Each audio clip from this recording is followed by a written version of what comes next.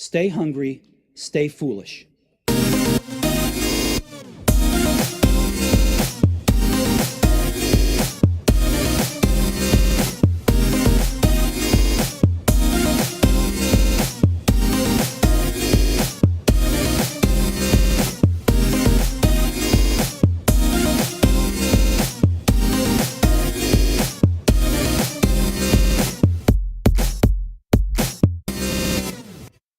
So now on the Innovation Show, it's a great pleasure to welcome Larry Bass, CEO and founder of Shinawil, who's given us great shows like The Apprentice, Dragon's Den, and the latest addition to the family, which is Dancing with the Stars, coming to our screen soon. So Larry Bass, thank you for joining us. Thank you, Aidan. Good morning. So it'd be great before we talk about where the industry is today and where it's going, talk about your how you got to where you are today and how you've got to these amazing shows that you've brought to our screens. I had a very checkered road to where I am today. I started out in the business, believe it or not, age 13 as a DJ in pirate radio, all because somebody didn't turn up to do their show. My brother had been involved in pirate radio and out in Dunleary, and I was out helping by answering the phones and just hanging out, thinking it was really cool to be in a radio studio age 13, and somebody didn't turn up. I was elected to go on. I went on, and one thing led to another. I ended up, working in various different radio stations all through my teenage years, all the way up to some of the biggest pirates in Dublin, including Radio Nova.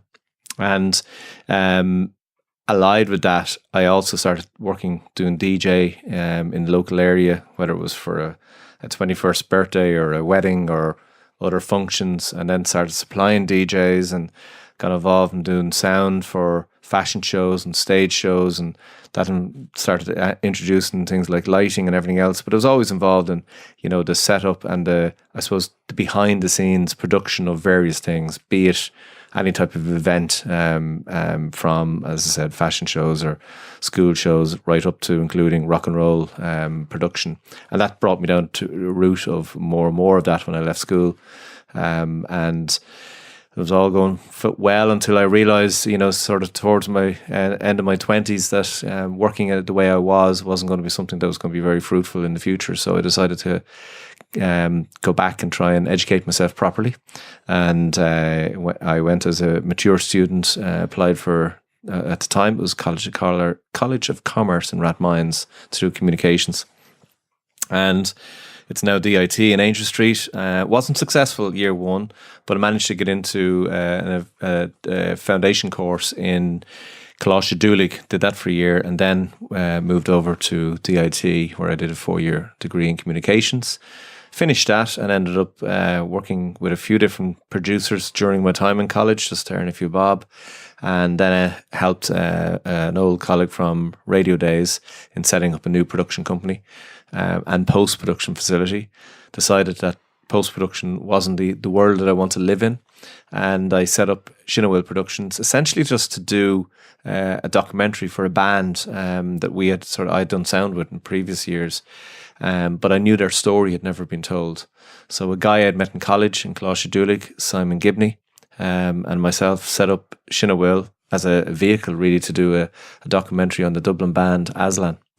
And the documentary and the soundtrack from the documentary, Made in Dublin, actually was one of their best albums. It launched us as a production company. It got very well received, and eventually I started doing other things. And, then we started getting into the formatted television world when I stumbled upon the rights to do Pop Stars at a conference in Las Vegas. Eventually talked a few people into getting involved, everyone from Simon Cowell, Louis Walsh and RTE, and the show was a big success, and that paved the way for us doing many other shows, including The Apprentice, Dragon's Den, MasterChef, The Voice of Ireland, Home of the Year, and now Dancing with the Stars. And we've done other shows as well. What Are You Eating was a new show we developed last year for RTE, and we've a couple of other shows working now with pretty much every broadcaster on the island. Just going back to your childhood and I suppose your love of live production and production in general. Like you think of in life, there's black pen people, there's highlighter people and red pen people. I don't know if you've heard this analogy, but they say the red pen people are just people looking at an idea and just go, no, that won't work. Highlighter people are who enhance it. And then you are very much a black pen person who just goes, what if we did this? And you just draw it up on the board. And, you know, when you said post-production, that kind of resonated with me, that you weren't, I'm not the highlighter person. I'm not that. I actually want to be in the nuts and bolts of the vision and bring the vision to life. Yeah, I think I'm the classic entrepreneur. I would drive some people to complete distraction. I don't go around life with a rear view mirror. I'm always trying to look forward. I'm always trying to look big. I read a book years ago and it had a big influence on my thinking. It was called The Art of Thinking Big. And for me, it just says it all. You know, coming from small town Ireland, where everything is small in comparison to the world of media, especially the changing world of global media, being small means you will remain tiny. And the only way you can actually strike out and take your part in the global village that is a changing media landscape is think huge, think absolute global, think big. And that served us well in a lot of our productions. We were never afraid of taking on big shows. We were never afraid of taking on big enterprises. And, you know, the challenge of, you know, how can you possibly do a show as good as it is in the US or the UK on a fraction of the budget? Well, we've always managed to do it, and I think that is key to getting going. I think if you allow the negativity of the people who will get stuck into the detail stop something before you start, you're in trouble. I'm the exact opposite. Sometimes I start things that shouldn't be started because we haven't filled in some detail, like getting finance or other parts. But that, you know, we've been lucky as well. But so a degree of luck and a degree of thinking big. Yeah, but that mindset of starting is where we all are today. Like businesses, big corporations, even if it's not in their culture to start things, they need to create little units or little pockets of innovation within the company that do that. And they go, you know what, there's no business plan for this. We're going to try it. It's going to cost this much. We were going to go this general direction anyway. And by failing, if we do fail, we've saved ourselves millions or hundreds of thousands by not investing big time in it anyway. And that mindset, you were very, very early with that, because that's what I was kind of getting at with your childhood, essentially, when you're 13.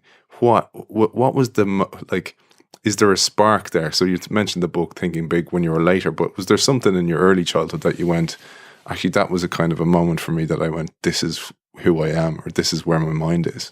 No, I think one of the key things, it's not really a sort of a personality thing, but it was certainly a big impactful event in my life. I had a fairly idyllic childhood thanks to hardworking parents, but my mum passed away when I was 12, and my world completely, you know, just went upside down, and all the rules that I would have known pretty much up until that day went out the window, and a whole new set of, well, this is a different world, and this is how you've got to go out and attempt to do things differently. So when things happened, because I didn't have mum at home and dad was out working, you just got on and did things. So I think I'd certainly gained an ability to think for myself much earlier than probably most people have to. And I think that has served me well. Whether it served me correctly or properly, well, history will tell. But so far, it's managed to serve me well, because I do believe you have to have an ability to make a decision, and you've got to get on with it. You've got to trust your instincts. You've got to trust your own innate ability in things, or nothing will happen. And I think in terms of some of those bigger productions and bigger issues, yeah, you make a decision somewhere along the way and you get on with it. And sometimes those decisions are not right, but you still get on with it, and you've got to try and do remedial work on the way. But I think that certainly was key. I've later, we're on the innovation show, and it's only later in life I've started to realize the importance of, I suppose, everything from bootstrapping a new idea or setting something up or trying to do it differently and setting up and giving people the license to go off and try something, go off and do it differently. No one's going to shoot you for trying. And also bringing in play, I suppose one of the key rules in innovation is, fail fast. Don't pour money down the drain at something. When you're in a small business, you don't have the luxury of lots of money to pour down the drain. So you do have to try and fail fast or get going. Yeah. And I think that's been interesting. And now we've benefited as a company in actually making innovation part and parcel of our culture. Yeah. We're not there yet. We're trying to get everyone in the company thinking about innovation, thinking about how can we do everything we're doing different? Is there a smarter way? Don't just do it because you've been doing the same way. In a world where who knows what we'll be watching or what we'll be watching it on or how we'll find that content in the future. And that's changing so fast. As content makers, we have to be open to being able to pivot our whole world into that changing environment. And I think that's key to trying to keep an eye on the future as you get through the day-to-day, which is always the difficult balancing act. But I think as a CEO of a business, as an owner of a business, I think I need to live a little bit more in the future than in the past. I certainly need to live a little bit more in the future than the present if I'm to grow the business. If we're happy with the business just stagnating and tipping along, you don't necessarily need to spend so much time on the future. You can just get on with what you're doing day to day. But certainly I think our business it's future dependent. Yeah, and it's so evident that that mindset comes. It's the shadow of a leader who infects the rest of the team for the better, and you've done that with the innovation mindset. And I suppose one term that's used a lot with a lot of innovators at the moment is hustle. To have some hustle, and that event in your childhood makes you have to hustle because you have to hustle to, I suppose, fill the void in your life, but also feel the passion that you seem to have and the passion to create and you've done nothing but that all the way. But the point being, as a CEO, within a company you can have pockets of excellence, but if the CEO isn't bought into that innovation mindset, it's not going to be an innovative company. I think it's a real challenge, trying to change the culture of a company and even understanding the word culture.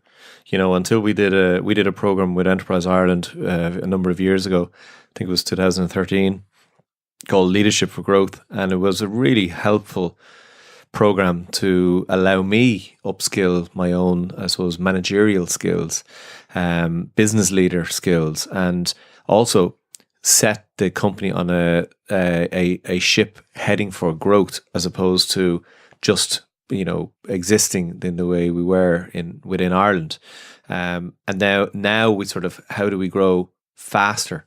How do we grow better? Innovation is now another development into that sort of path. But it was on that program that I first sort of really got to know the meaning of the word culture within business. And it's a very, very powerful part of business. Culture eats everything else every day, all day. And we are not fully there yet. Our culture is something we're working on. We're trying to instill, fun place to work, but a challenging place to work. We want to instill a culture where people come into the company, get on, move up in their career, get a chance to actually sit at the top table in terms of career paths. And also, I nearly expect people to want to be doing something in terms of learning and growth. And that sort of tells a lot about somebody. If they're not interested in doing training programs, they're not interested in learning new things, well, it sort of pigeonholes people into a certain place. And the ones who certainly grow and take leadership roles are the ones who make it their business to actually improve their skills. And I think, so all of that combined with a philosophy of not standing still. I mean, I think it's key to, even in our business, on our domestic output, every show we do, year in, year out, if we're lucky enough to get recommissioned, if we just plod along and do the same show, it won't last, for the numbers of years that we hope shows will last. So we really need to fire up the team that if we're going to do a series again, it needs to be better. It needs to be bigger if possible. It needs to be we need to be doing things different from what we did the year before. So from a viewer point of view, they're seeing a progression, they're seeing some change. Obviously, if there's fantastic parts of a program that the viewers love, well, you need to be very careful about tweaking that. You need to make the bits they love better. And that leads me to that question. I was going to ask, how do you balance the innovation or the change or the incremental change, or mixing it up with don't fix it if it ain't broken? And you're kind of going, how do I balance that? And how do you measure that balance? It's difficult to measure it until you've done it. So sometimes you just have to have the courage to do something and hope that, through a various means, feedback is important. Feedback from your teams, test things with your customers. Our customers tend to be broadcasters. Have the conversation. Make sure you have got the ability to ask them what do they want to see different. An awful lot of people probably go around the business and just assume things. Well, that's not necessarily going to be good enough in the future. I think we have to not assume anything and constantly ask and constantly get feedback. And feedback can sometimes be difficult, to get, and I find it's even harder for people to give. But I think giving them the license to give you feedback is a very interesting thing to do. It licenses people to engage. It licenses them to feel that they have an input. It licenses them to maybe correct things that, frankly, they weren't sure about what to say. But it gets you into a conversation. And at the end of the day, we're in the business of telling stories, and those stories can go to a different place. If people don't keep them on track or don't, read the signs of where somebody wants the story to go. And what you don't want to do in a very big production is you think you know the story that the broadcaster network wants, and then you go off and make that story, and then you go back and deliver it, and it's actually a different story. So it's really, really, it's quite simple in a way, but I think you've got to be able to have the ability to connect and communicate and have those conversations early and often. And I think that's part of it. And one of the things, I always noticed Shinawil very active on early adopters with social media, and it's a great way to, I suppose, in real time see how is it being reacted to, how's the content being reacted to. But also you use the analogy of the ship on the ocean, and getting out there and not remaining stagnant, having a destination that will change. But the ocean today, if it's the ecosystem is changing dramatically, and there's icebergs coming up all over the place, new little ships appearing all the way in your way almost, and there's fragmentation all over the place, and that means that you have to behave differently. And you see a lot of the networks not changing how they behave. And that onus is almost put on the production companies when maybe it shouldn't be. Yeah, we're entering a world in terms of industry in revolutions. I think we've come through the industrial revolution. We've come through into the digital age, but we really are entering a phase now where I think we're practically leaving the digital age, and we're entering a phase that I don't know if anyone's coined the phrase yet for that new name. But we're certainly entering a phase that is more connected to the individual than ever before. I think industrialization took the individual out of a lot of key processes, a lot of key thinking, and it was that industrial age drove a lot of policy and a lot of the key thinking and management. Yet now we're in a world where the democratization of especially social media and I would say not social media but digital commerce, connecting the individual to their whole online world, their online stores, their habits, their desires, everything that sort of now is catered to an individual via these interconnected honeycombs of digital companies. It's now a new world where the power is back in the consumer, and it's real power. The most switched on companies are the companies who listen to their customers. and especially when customers can react instantaneously right now about a product, a place, a service, and the ones who don't react are, I suppose, the industries that will float away in that sort of big wild ocean where they're no longer sink. They're no longer relevant because people don't engage with them. Because Ghost ships. Let's use that one. and it could be that way. And obviously, bigger organisations take time to react and change.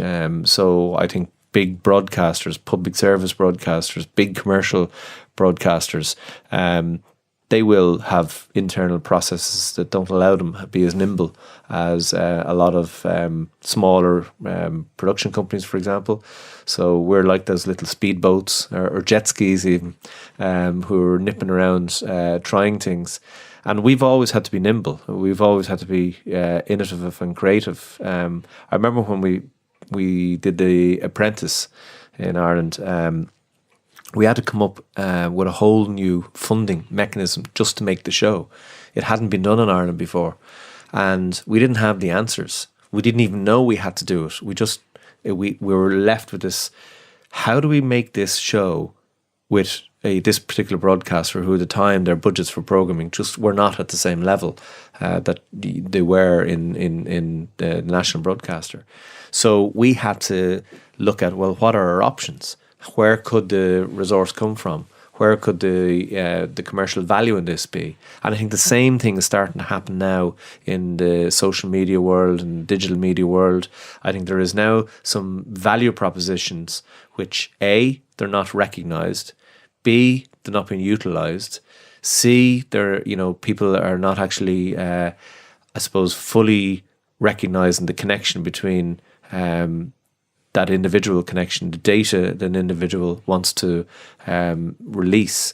Whether the individual knows about the data release is another thing, but there is a huge value in all of this, and in all walks of life, whether it's in biotech or in the arms race or in the food industry, the technology and the ability to hoover data and then pivot your service to all of that data is starting to influence what gets made. And I think the same thing needs to happen in our world of content. One thing's for sure, I think more and more people are consuming more and more content on more and more platforms. One of the things I think will actually save the content is, I think there's some people will want higher level, and some people will want just strong storytelling, but as they're watching it, they want to be able to watch it at the best possible experience. There are a huge amount of people will put up with lower level quality, but when you really want to sit down and you're sitting on the couch and you're trying to gather a couple of friends or family, you probably want to watch on the big screen. You probably want to watch it on 4K or whatever, the highest quality you can, together, to have that sort of reaction. People do it with sport. You probably find watching a football match or rugby match on your own not as fun, as much fun, should I say, as watching with a group of friends or a pub full of friends or, obviously at the game itself. So I think that's true for an awful lot of activities in terms of our world of what it is, frankly, just different forms of entertainment. And I think entertainment is something that is consumed and used better together. Gamers might disagree, but even gamers are now connecting.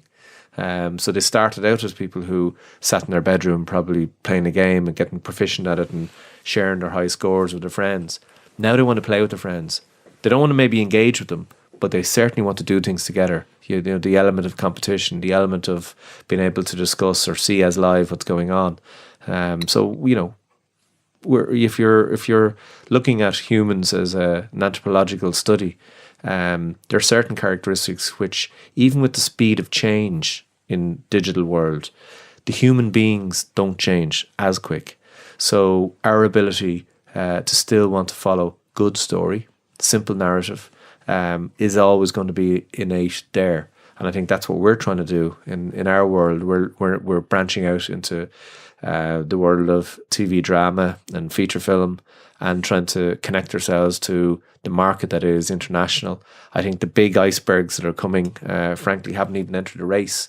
When you think about the people who are now commissioning and buying and paying for content internationally, it started out back in the 20s, 30s, 40s and 50s as the big studios for cinema and the big TV networks for TV.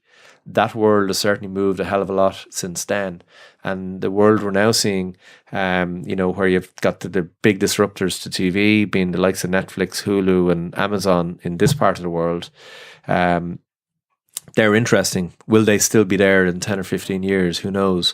But the interesting companies who haven't not yet entered the content race, Apple, whilst they have a very successful iStore, an Apple store, and they're connected to so many parts of the world, they're not commissioning content today. Google have YouTube. They have, there's various, they did try their Google video streams, but they seem to be putting all their video content-wise down the Google route. But they're not commissioning full-length content. I think the YouTube world of content is a slightly different world, and it's interesting that YouTube very much played their first generation of their output was very much people just posting madcap stuff that they filmed on their phone or setups, and it was all short interstitials, and it was never designed to be consumed as episodic returnable content.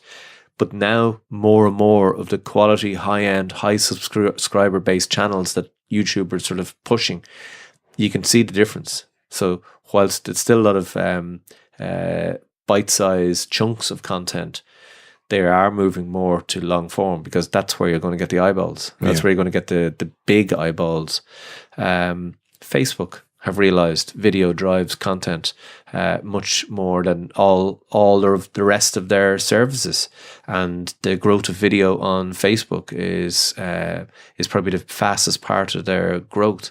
Especially in a service that is saturated to the degree that how many people have a Facebook account. So where you're going to grow, and certainly I think they're going to have to look at doing some content directly to that network, and bigger, longer form content.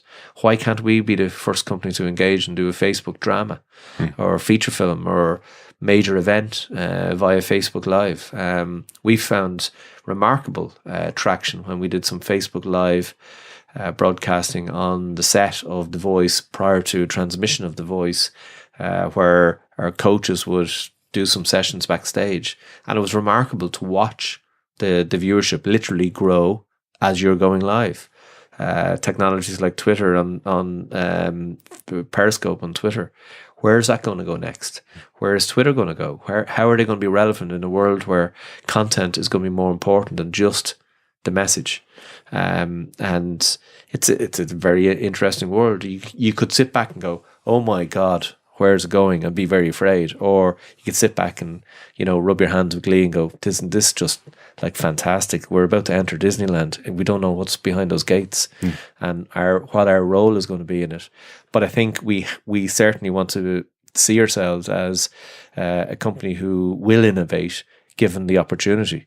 A company who will try and change the rules, try and do things differently. But the one thing we will never compromise on, and I think that has to be key, we'll never compromise on quality. We're always going to be seen as, well, they're probably too expensive, we can't afford them. But I think if there's a Shinawil end board on a program, it has to be a sign of quality. It has to be a sign of, like, there's a certain level here that we're not going to dip below. And I think that's going to be the struggle, that struggle between quality and the desire for these new entrants to maybe push the boat out in terms of cost. Just because you can shoot and edit a movie on an iPhone doesn't mean you actually want to, because I think that what you lose in the aesthetics of filmmaking or TV drama making, if you try and go down the route of cutting all costs out, you will lose somewhere in the overall project that is high quality storytelling. And I think that's an exciting world. Yeah, and there's so many nuggets in that chunk you gave us there. But the quality thing, like you see it with newspapers now, because newspapers obviously were under such threat that they compromised somewhat in quality and became clickbait and became about how many clicks or impressions instead of how many quality users you have or how many repeat visitors or how many signed in visitors you have. But just to go right back to what you said that was so valuable was the data part and building content out of data and what's working or not, because I love what Reed Hastings did, the CEO of Netflix, where he realized back in '09 or whatever it was that I'm under severe threat here because I do own the pipeline, but I'm under threat because I am so reliant on the content license. And if the content's not there, I won't have an audience and my network effect is screwed. So he goes, okay, I'm going to take a bet. And as you said, I'm going to push the boat out and I'm going to invest in content. And that totally redesigned the model, changed it, and actually probably saved the company initially. But you mentioned Facebook, and I was delighted you did, because the distribution, whoever owns the pipe has the power. Whoever owns that relationship with the audience has the power, coupled with quality content makers, people who create content that's high quality, that's authentic, and that, as you said, the Shinawil N board has a stamp of approval that you will go, this is Shinawil, this is what it means. Because then the Netflixes and the Amazons and the Hulus know that's what I'm going to get. It's like the milkman, he delivers every time. And that is such a powerful mix, because it's the exact same as websites. People who have an aggregator site or a vanilla website who's not underpinned by data, who's not underpinned by top quality personalized content, are going to be like those ghost ships out to sea where no advertiser's interested in them. So it's really interesting. And then you talk about as well, embracing the frenemy and embracing the Facebooks and the Googles who may be a threat to so many people. But also, if you use them correctly, you can absolutely revitalize your content, and you use it as a recruitment tool using Facebook Live and those kind of things. Even knowing that Facebook are learning all the time from that. Twitter buying the NFL rights are learning from all that. And then they're kind of going, one day they may just turn on the switch. But from a Shinawil perspective, you're still very relevant in that world if your quality is still high. Yeah, and I think one of the things we need to try and crack, and we're not there yet, Ireland is a great country in terms of access to all of these key players in that world. So many of them have operations here in Ireland. The content side of their operations, I don't believe are here. So if we want to talk to Facebook about content, the likelihood is that decision's still being made somewhere in the States in terms of the R&D side of their business. I could be wrong. If there's somebody out there who, from Facebook who want to talk to us about content, I'm there. Similarly with Netflix. I had the pleasure of meeting Reed Hastings once. One of our shareholders, one of our dragons, a couple of years ago. Sean O'Sullivan was a first round funder of Netflix. So when they launched here in Ireland, he was able to introduce me to Reed. Unfortunately, I didn't get the chance to engage on the level I would love to now that we know where our plans are going. And it is interesting that they've moved into Netflix originals, as have HBO before them. I think they were following that sort of model of HBO. Amazon are a really interesting case. I think Amazon are, obviously, they're a very, very big organization, usually dealing with selling people, started out from books into other goods and services. But they certainly want to engage with their clients, with their individual customers, and give them everything they want in their world. And content is now such a key part of that. Amazon Prime is one of the key drivers to grow their business. And not last year, but the year before, I think it was Amazon Prime, a network that is only available in 4 major territories, North America, USA and Canada, UK, Germany and Japan. Now it obviously will roll out further. Commissioned 71 pilots. And those pilots are probably all cost somewhere north of $5 million. That's a lot of investment. And they went to series with over 40 of those shows.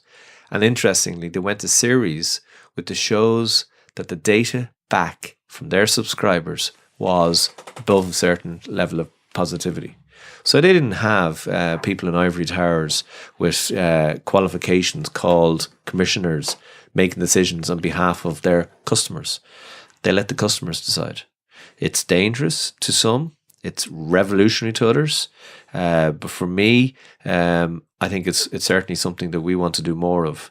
We set up with Sean O'Sullivan. Actually, we set up a development arm called Makers TV, where we invited people in with ideas to develop their ideas in a hothouse scenario. He had done it with tech companies, so he was adamant that we should be able to do it with TV ideas. And it's a process where we're still going through a couple of those ideas with people. We learned a lot along the way.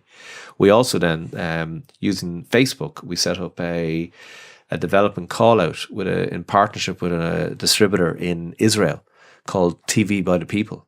And we did a call out just for TV ideas. And the qualification to discuss those ideas and be involved in the development group on those ideas was entry. So you had to submit an idea to qualify to be in the closed Facebook page. That then, once we started whittling down the ideas, it was that group who themselves got involved in talking about the ideas, giving feedback, lots of it, on how the ideas might work better and pivot and change. And eventually the idea that won, which we're currently still evolving, still pitching to various people, but it was an idea which came, from one individual who heard about the idea, pitched in an idea, and it went through the different stages. Now, I think a lot more of that's going to come on. So much so that people will just get more involved with the whole creativity role that is the world of film and television. Who's to say the next great TV series or movie franchise is not sitting in somebody's bedroom in their head, and they're not part of our world. They haven't been a writer, but they could have the most innovative story, because again, that's what will be on the page initially, that people want to see or hear. J.K. Rowling created a franchise which the world has celebrated and enjoyed and consumed in millions, and in terms of value, in billions. Somewhere, someday, she had an idea. And that's all it was. And somewhere, someday, she had the ability to actually get it to the next stage. I think those stages are now disappearing. And now people can literally just pitch it. We're open for them. We're looking for them. And we know that it could come from anywhere. And I think, again, if you're not open to it, it won't happen. And that's the difference, I think, between people who have an eye on the future and the people who are living in the past. We don't know who our collaborators are going to be in the future. The only thing we can try and do is bring our experience to bear on ideas and look to work with the very, very best,